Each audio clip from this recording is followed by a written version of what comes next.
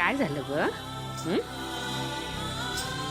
आजी मला तुम्हाला एक गोष्ट सांगायची आहे. हं? सांग. आता काय आणि कसं बोलू मी? आजींनी खरं काय ते ऐकल्यावर ते काय करतील?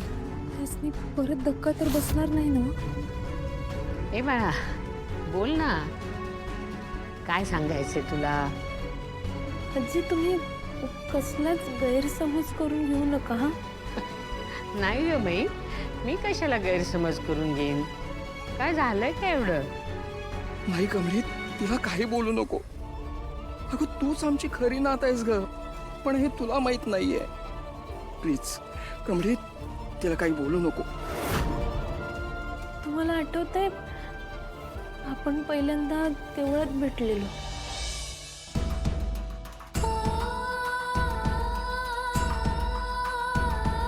मग त्यानंतर कॉलेजमध्ये भेटलो. मग आपल्यात एक नातं तयार झालं. मग वरच्यावर मी तुमच्याकडे यायला लागलो. आजी इथं मुंबईत आल्यापासून निंगी सोडून माझं आपलं असं कोणीच नव्हतं. मग तुम्ही मला आधार दिला, अडीअडचणीला माझी मदत केली आणि म्हणून तर मी इथं शिकू शकतोय. तुम्ही मला तुमची नातच म्हणलं होतं. खरं मी बी तुम्हाला माझी आजी कवा मानायला लागलो मला कळलंच नाही. आजी तुम्हाला सांगतो, कॉलेजमध्ये सगळे म्हणतात का कमळे तू अन्नपूर्णा आजींसारखीच आहे, सेम टू सेम. तेव्हा मला लय भारी वाटलं होतं.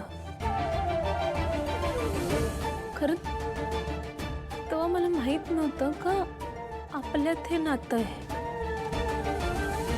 आजी तुम्हाला खरं सांगू, नाही कमली, नाही बोलू नकोस. अन्नपूर्णाला तू तिची खरी नात नाहीस असं चुकूनही बोलू नकोस. आजी मी तुमची खरी नात नाही.